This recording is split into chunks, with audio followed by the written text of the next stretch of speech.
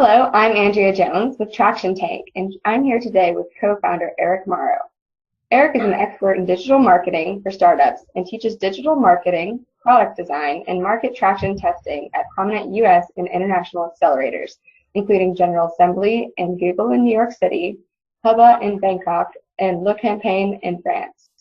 He's also the author of Digital Marketing for Everyone and the Lean Accelerator. Sure. My background is in using digital marketing tools to find new customers.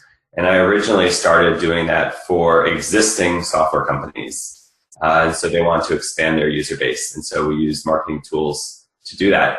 And then what I quickly figured out is that digital marketing tools are really fantastic for getting instantaneous feedback from potential customers. So it's a really useful tool for gauging market demand for your product and determining how much interest there might be in it. So now I focus on sort of the full spectrum of how you communicate with customers, how you find potential customers, and how you gauge their interest to see whether or not there is interest in what your startup is doing. Great. So what are the common myths and misconceptions about digital marketing for startups?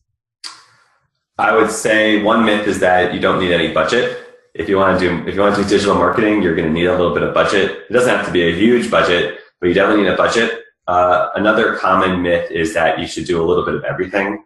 And I think it's way better to do a lot of one thing, to take your best guess, put all your eggs in that basket and go for it, see whether it works, and if it doesn't work, then make a conscious decision to switch to another strategy. But trying a little bit of everything, just dabbling your toes is relatively ineffective. And the last thing I see is that people start their social media sites, for example, on Twitter or on Facebook, and just expect folks to flock to them. I'd say that's a relatively ineffective tool. And that at the beginning, especially in digital marketing, people need to have more of a hunter mentality, meaning they go out and hunt down their customers and find their customers where they are, rather than trying to get people to come to them. What are some of the most important tools and techniques you recommend to entrepreneurs for success with digital marketing? I would say the number one tool to keep in mind is to not try to build your own community too fast. It's way more effective at the beginning to go into pre-existing communities and to talk with folks who are already interested in the space that you're working in, because it's very unlikely that they're all going to come to you. My favorite metaphor is the mall. The reason stores open up in malls is because all the people are already there, right? And if you open up your own space on a side street, you have to work really hard to get all the people to come in and check you out.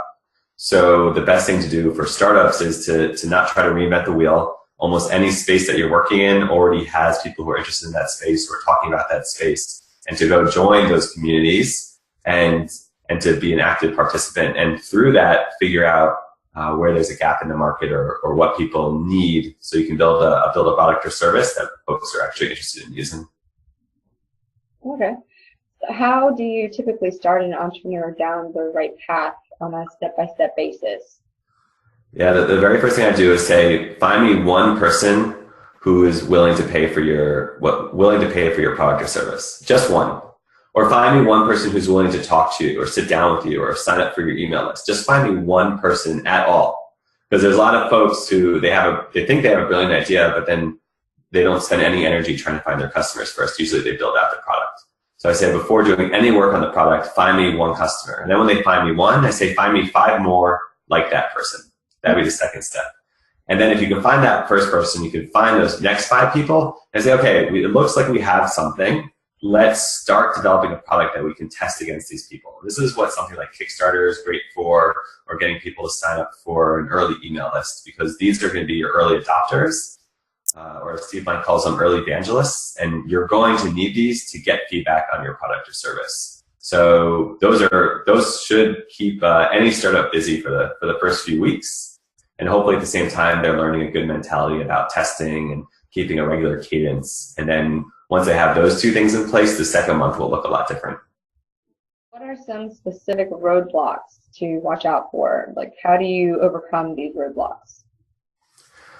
The number one roadblock is product market fit. And by that, I mean, does anyone care about what you're doing? Because any successful startup will have people who will make make a sacrifice for their startup, whether it's a sacrifice of money or a sacrifice of time. There's something that people will give in order to use what you're creating. And if you can't find those people, you're in for a rough haul. So I would say the specific roadblock to watch out for is not finding people who are interested in what you're doing, not finding people who are interested in talking to you about what you're doing, and continuing to push ahead anyway.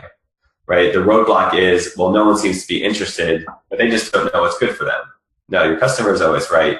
And so you overcome these roadblocks by, I think, committing to two things. One, really buckling down and saying, I will find people who care about what I'm doing and find people who will give me feedback before spending any effort on your product. And then the second thing to do is to really adopt a strict testing mentality. So this is borrowed purely from Agile, where there are specific goals that you want to accomplish every week. You say what those goals are going to be, and then you keep on that cadence, and you only tackle what you can do within that block of time, usually a week. So if startups can overcome the initial roadblock of not finding folks who are interested by trying to find people who are interested in following a particular cadence, you'll start seeing a lot more success. Great. Thanks, Eric.